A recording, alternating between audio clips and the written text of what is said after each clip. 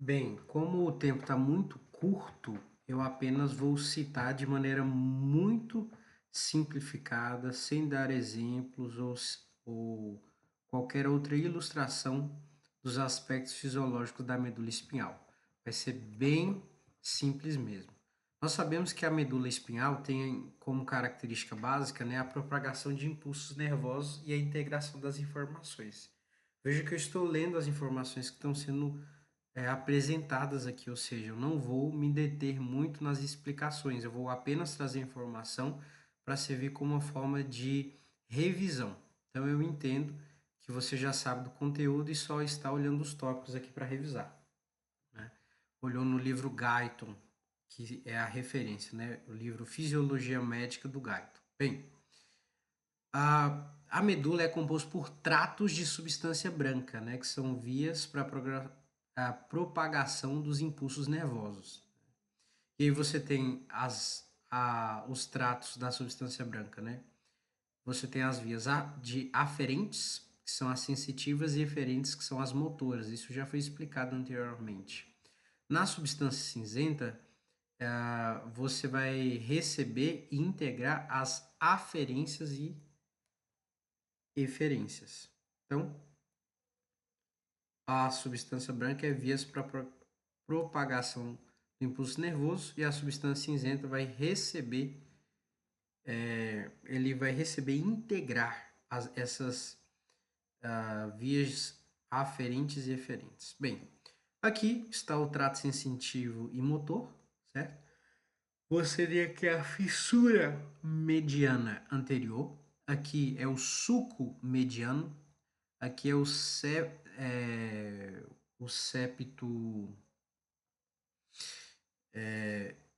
intermédio, né? É o septo intermédio, se eu não me engano. Septo intermédio, sim, é isso mesmo. Septo intermédio posterior, é esse aqui. Você tem aqui os cornos, certo? Canal central da medula. E aí você vai ter os tratos. São esses aí que estão destacados. Aí você tem o funículo posterior que diz respeito aí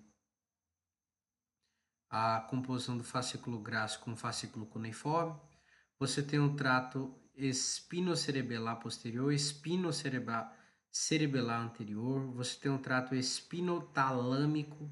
Aqui é um nervo misto, né? Nervo espinhal, junção, né? Você tem aqui o trato tectospinal, né? Você vê que os vermelhos são os tratos motores e os em azul são os tratos sensitivos, beleza? Trato vestíbulo espinal, retículo espinal lateral, trato rubroespinal, córtico espinal, enfim, vamos continuar aqui. Já vi os tratos sensitivos e motores. Bem, você tem aqui, agora, focando aqui nas vias sensoriais para o sistema nervoso central da medula espinhal, claro que é o foco, nós vamos entender que praticamente todas as informações sensoriais do corpo eles vão entrar na medula pelas raízes dorsais dos nervos espinhais. Então está aqui a raiz dorsal do nervo espinhal, né? Certamente você já sabe o que é o nervo espinhal, né? Beleza. Então você tem aqui a substância branca, substância cinza, beleza. Do ponto de entrada da medula até o encéfalo, os sinais sensoriais eles são conduzidos por duas vias sensoriais alternativas. A primeira via é o sistema da coluna dorsal lemnisco medial, ou seja, o que eu estou querendo dizer? Eu estou querendo dizer que esse sinal sensorial que vai aqui pela dorsal, eles são conduzidos pela via do sistema da coluna dorsal lemnisco medial e pelo sistema anterolateral. Então, esses sinais sensoriais são conduzidos tanto pela coluna dorsal lemnisco medial quanto pelo sistema anterolateral. O primeiro sistema aqui, o dorsal leme, transmite sinais ascendentes até o bulbo, principalmente pelas colunas dorsais da medula espinhal. Fazem sinapse do bulbo e em seguida cruzam para o lado oposto no bulbo. Segue pelo tronco encefálico até o tálamo pelo lemnisco medial. Então, transmite sinal ascendente, né? Então, o neurônio cruza para o lado oposto do bulbo, núcleo grácil e cuneiforme. Então, no dedo do pé, ou no dedo da mão, você vai vir aqui, ó, esse impulso ascendente, ramo ascendente das fibras da raiz dorsal, ó. Raiz dorsal vai chegar aqui no bulbo, núcleo da coluna dorsal, e eles vão inverter, né? Eles vão cruzar para o lado oposto do bulbo, nos núcleos grácil e cuneiforme, e continuar esse caminho, certo? Aí o bulbo aqui, ó, vai subir ao lemnisco medial, fonte, mesencéfalo, complexo ventrobasal do tálamo e a cápsula interna. O sistema anterolateral, após entrar na medula pelas raízes nervosas dorsais, falando do sistema anterolateral, as vias fazem sinapse nos cornos dorsais da substância cinzenta medular, cruzando em seguida para o lado oposto da medula e ascendendo pelas colunas anterior e lateral da medula espinal, terminando em todos os níveis do tronco cerebral. Sistema da coluna dorsal, lemnisco medial e sistema anterolateral, eles vão se juntar parcialmente no tálamo e desce para o córtex. A grande diferença, talvez, do sistema anterolateral, que ele vai entrar na raiz dorsal, o que é normal, só que ele vai fazer sinapse com os cornos dorsais da substância cinza medular. E aí depois que ele vai cruzar para o lado oposto da medula e ascender pelas colunas anterior e lateral da medula, ou pelos cornos anteriores e laterais da medula, terminando em todos os níveis do tronco cerebral. A diferença desse é a presença dos cornos, né? Sistema da coluna anterolateral. Então, tem aqui a fibra aferente, medula, sistema anterolateral, né? Aí você tem um tálamo, tronco cerebral. Você pode ver aqui, ó, que vai vir para os cornos da parte cinza que vão corroborar para o sistema da coluna anterolateral, e esse sinal vai para todo o tronco cerebral com muita facilidade. Bem, o sistema da coluna dorsal lemnisco medial apresenta alto grau de organização das fibras nervosas e ele transmite informação sensorial que tem de ser, os dois transmitem informação sensorial que vai ser conduzida com rapidez e fidelidade temporal e espacial. Transmite modalidades sensoriais mecanorreceptivas. O anterolateral, ele também tem organização, só que ele tem uma organização menor. Ele transmite informações que não demandam rapidez ou grande fidelidade, né, espacial. Ou seja, transmite amplo aspecto de modalidades sensoriais, como a dor, calor, frio e sensações táteis, que são tão importantes, né? Então, sistema da coluna dorsal medial e sistema anterolateral. O lemnisco, eu gosto de falar lemnisco, táteis, alto grau de localização, certo? Táteis, que requer transmissão de graduações finas da intensidade. Aqui, ó, alto grau da localização do estímulo. Sensações fásicas, como sensibilidade vibratória. Sinais movimento contra a pele. Sensação de posição das articulações. Sensação de pressão relacionada à discriminação das intensidades da pressão. Então você vê que são coisas bem... O sistema proprioceptivo, né? São coisas bem simples que o lemnisco medial vai captar. Agora, simples no sentido de não tem... de serem são coisas mais delicadas e ele já vai identificar, vamos dizer assim. Agora o anterolateral, dor. Você sentir dor aí, precisa ser um estímulo bem mais forte, não um movimento contra a pele ou sensibilidade vibratória. Então, dor anterolateral é tem que sentir mais, né? Sensação térmica, calor, frio, tem que estar bem quente, bem frio. Pressão, grosseiras, então aqui é um negócio mais grosseiro, ali é um negócio mais delicado, por isso a palavra. Localiza, né? Sensação de cócegas e prurido e sensações sexuais, tá? Bem, vamos falar agora sobre os tratos, a localização deles aqui, tá certo? Bem, o funículo posterior, ele é composto pelo fascículo grácil e cuneiforme. Bem, o fascículo cuneiforme, ele carrega o impulso nervoso de tato, pressão, vibração, propriocepção consciente proveniente dos membros superiores e da parte superior do tronco, do pescoço e da parte posterior da cabeça. O grácil, ele carrega impulso nervoso aí, ó. De tato também, pressão, vibração dos membros inferiores, da parte inferior do tronco. Os axônios do neurônio de primeira ordem provenientes de um lado do corpo compõem o funículo posterior, os axônios do neurônio. Vai formar ali sinapses com dendritos e axodendríticas, né? Corpos celulares do neurônio da segunda ordem, os axônios do neurônio de segunda ordem trocam de lado, entram no lemnisco, que do lado oposto, né? E se estendem até o tálamo, aquele processo que acabamos de falar, né? Sistema de coluna dorsal lemnisco medial. Certo? Os neurônios de terceira ordem transmitem impulsos nervosos provenientes do tálamo, né? Primário, e aí continua. O trato espinotalâmico, eu acho que não tem imagem aqui, aqui ó. Trato espinotalâmico lateral e o anterior, tem os dois aqui, né? Carrega impulso nervoso de dor, frio, calor, prurido, cócegas, proveniente dos membros, tronco, pescoço da parte posterior da cabeça, os axônios do neurônio da primeira ordem de um lado do corpo, formam sinapses com dendritos e corpos celulares do neurônio de segunda ordem.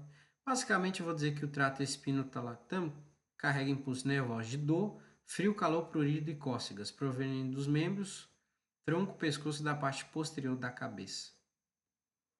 Bom. Trato trigeminotalâmico. Esse daqui carrega impulsos nervosos de dor, pressão, vibração, tato, frio, calor, prurido, cócegas, provenientes da face, da cavidade nasal, da cavidade oral e dos dentes. Vou deixar só a função aqui mais especificada para nós, certo?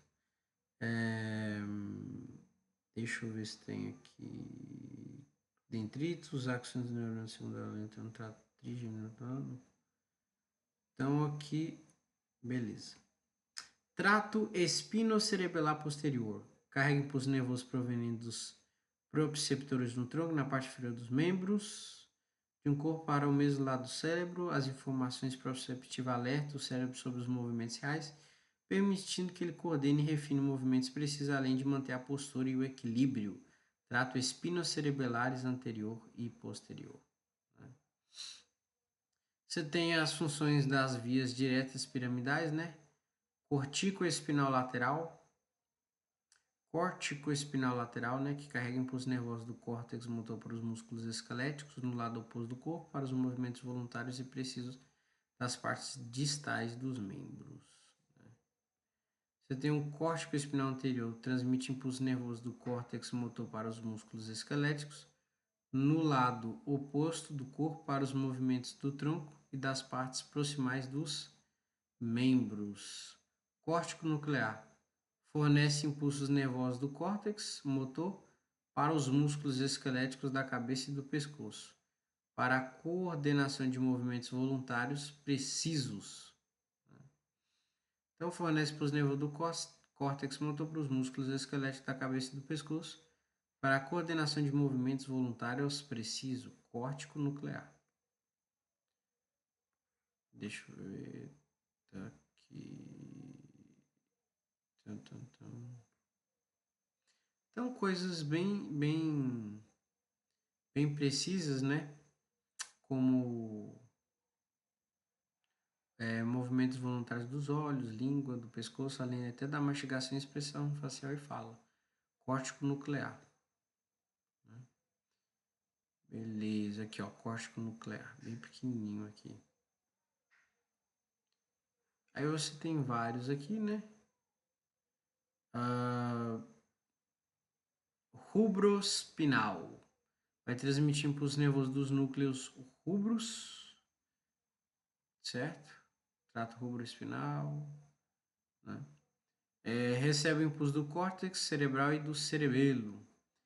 Teto espinal transmite impulso nervoso do colículo superior para os músculos esqueléticos contralaterais que movem reflexamente a cabeça, os olhos e o tronco em resposta a estímulos visuais ou auditivos.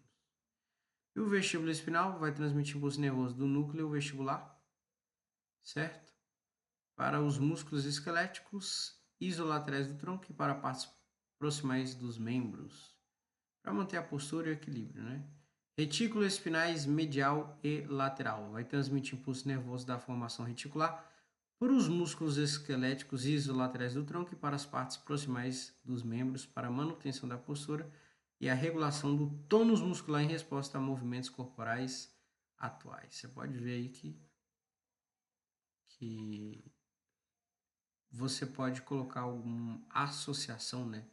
Trigêmeo, ter 3 filhos é doloroso, então nervo de dor, pressão, vibração, tato, frio e calor, prurido e cócegas provenientes da face, da cavidade nasal e da cavidade oral e dos dentes, são mais coisas, né? Espino talâmico, também calor, frio, prurido, cócegas e dor, só que, ó, pescoço e da parte posterior da cabeça, espino talâmico,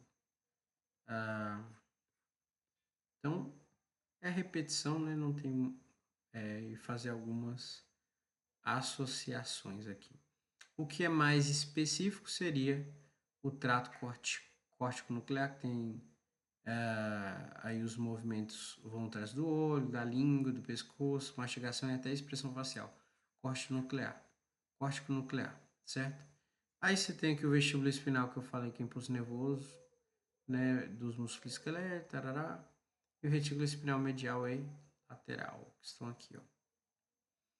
Medial e lateral. Reflexos espinhais somáticos. Bem, quando a gente fala de arco reflexo, né, é uma via que vai estar relacionada com os impulsos nervosos, que vão reproduzir um reflexo baseado num estímulo. E há 5 componentes importantes dos reflexos espinhais somáticos, né? O receptor sensitivo, o neurônio sensitivo, centro de integração, centro de integração, neurônio motor e efetor. Certo? Podem ser classificados em relação ao número de sinapses monossináptico ou policináptico, né? Ou em relação ao lado de saída do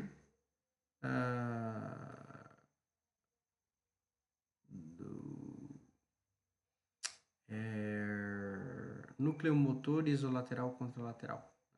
Então, receptor sensitivo, neurônio sensitivo, centro de integração, neurônio motor e efetor. Como é que isso vai ser na prática? Né? Isso é bem mais interessante isso aqui nessa imagenzinha. O primeiro ponto é o receptor sensitivo. Ó. Receptor sensitivo. No receptor sensitivo, vai responder a um estímulo que vai produzir um potencial gerado ao receptor, que você já ouviu falar isso.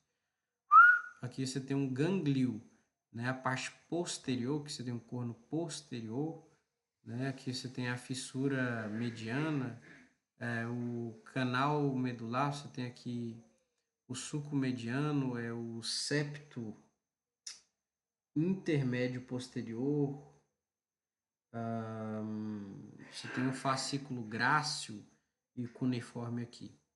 E aqui você vai ter, né, a saída aqui dos nervos sensitivos. Um gânglio, você está vendo um gânglio aqui, né, um pouquinho maior. E aí um nervo misto, que junta um gânglio com o motor. Então você recebe primeiro o receptor sensitivo, depois você tem um neurônio sensitivo aqui, que vai conduzir esse impulso para o centro da integração, né? lá para a medula. No centro de integração, é uma das regiões do sistema nervoso central que vai conduzir esse impulso dos neurônios para os neurônios motores, ó, para você ter uma reação. E aí vai conduzir esse impulso para o neurônio motor, que é a integração, né, esse neurônio motor é o neurônio que vai levar para a ação efetora, né, para o neurônio efetor. E aí o efetor é o músculo ou glândulas que responde aos impulsos motores. Então, basicamente, entra um prego, né, vamos dizer isso aqui. Sensação, o motor vai reagir ali produzindo, contraindo o músculo ou a secreção de alguma substância pela glândula. Esse primeiro momento aqui é a questão básica dos componentes do arco reflexo. Existe o reflexo de estiramento, né, que ele gera uma contração de um músculo esquelético, que é o efetor, em resposta a seu estiramento, né? Então, estica demais, aí o músculo vai e contrai, né? A resposta é contração, né? O receptor fuso muscular, classificação arco-reflexo monossináptico, ipsilateral, né? Isolateral. Aí no reflexo de estiramento, a ativação de um único neurônio sensitivo gera uma única sinapse no sistema nervoso central com um único neurônio motor que vai contrair. Excesso de estiramento aí contrai. Então, um exemplo aqui, ó. Um estímulo, né, receptor sensitivo muscular, certo? Neurônio sensitivo excitado, né? Envia o sinal aí para o sistema nervoso central. Né? Aqui chega no centro de integração, né? Na medula espinhal, o neurônio sensitivo ativa o neurônio motor. Aqui você tem um interneurônio inibitório, né? Aí você tem um nervo espinhal. O interneurônio, né? Na embriologia, ele vai ser produzido ali naquela parte que tem a placa alar, né? Placa teto. Enfim, não vou entrar agora nesses aspectos. Então, vai enviar, ó, vai ativar o neurônio motor. Aqui, ó. Vai excitar. E aí o efetor vai ser o músculo que se contrai diminuindo o estiramento. Aqui você tem um músculo antagônico, relaxa, etc. Né? E é automático, né? Certo? Neurônio motor para os músculos antagônicos é inibido. E aí, simples assim. Um exemplo disso é utilizando aqui, né, aquele martelinho para aquele movimento reflexo. Você tem também o reflexo tendinoso, que controla a tensão muscular por meio de relaxamento, antes que a força do músculo se torne tão intensa o suficiente que vai lesionar o tendão, certo? O estímulo, contração, enquanto o de estiramento, reflexo de estiramento. Você pode ver que aqui também é contração, né? Reflexo de estiramento. Esse tem um reflexo tendinoso que também vai ter um estímulo de... perdão, a resposta do estiramento é a contração, né? O estímulo é o estiramento. O estímulo aqui é a contração e a resposta é o relaxamento, é o inverso. Isso que eu queria dizer. Reflexo tendinoso é o inverso do reflexo de estiramento. Controla a tensão muscular e aí, se estiver muito tenso, relaxa. Receptor órgão tendinoso de Golgi, OTG. Esse daqui é importante, né? OTG. Esse daqui, o receptor é o fuso muscular. Estiramento, fuso muscular. O tendinoso, OTG, né? Detecta e responde a modificações na tensão muscular causadas por contração. Reflexo flexor, reflexo de retirada. Acontece com estímulo doloroso térmico. Por exemplo, quando pisamos em um prego ou queimamos a mão, estímulo dor. Reflexo flexor ou reflexo de retirada. É dor, cortou, pisou no prego. O receptor é o nociceptor ou termorreceptor, né? Resposta protetiva, contração dos flexores, classificação arco-reflexo policináptico isolateral.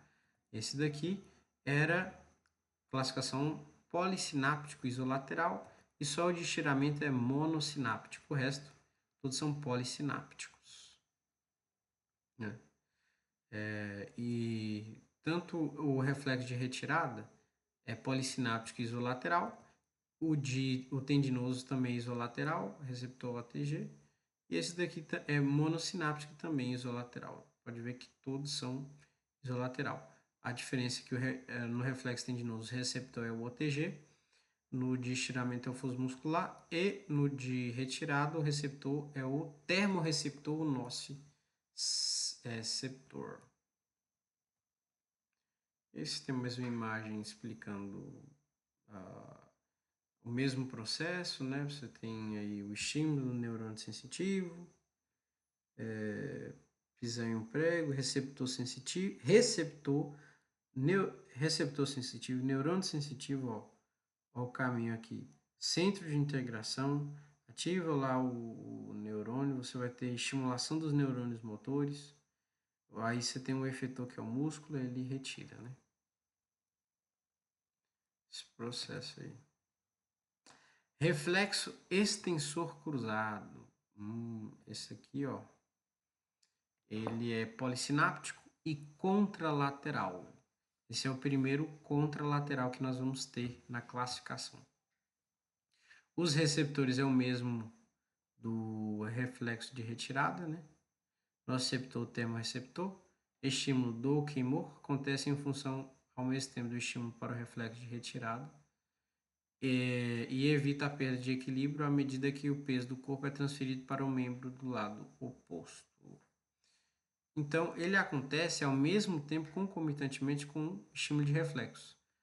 A classificação do ar, assim, além dele iniciar o reflexo de retirada, que permite a retirada do membro, os impulsos nervosos gerados a partir da pisada no prego também iniciam um reflexo extensor cruzado, o qual auxilia na manutenção do equilíbrio. Então, o extensor cruzado ele vai ajudar para a pessoa aí ter um equilíbrio, né, mediante a situação de dor, certo? Então é isso. O que tem de diferença aqui é contralateral, né? O receptor é nociceptor e termorreceptor, como o reflexo de retirada, certo? O estímulo é do Ikemor, aqui o estímulo do reflexo de retirada também é um estímulo doloroso, né? De dor ou queimor, mesma coisa.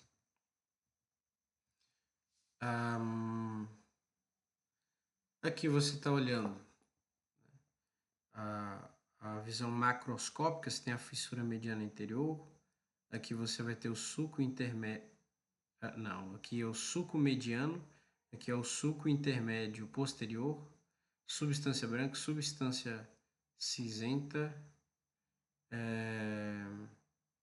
aqui é o grácil cuneiforme, certo? Fascículo não tem. Aqui você tem o sulco lateral posterior, posterolateral, né? Mesma coisa. Raiz sensitiva, corno posterior, corno lateral, corno anterior. Você tem aqui, ó, radículas do nervo espinal, raiz anterior do nervo espinhal.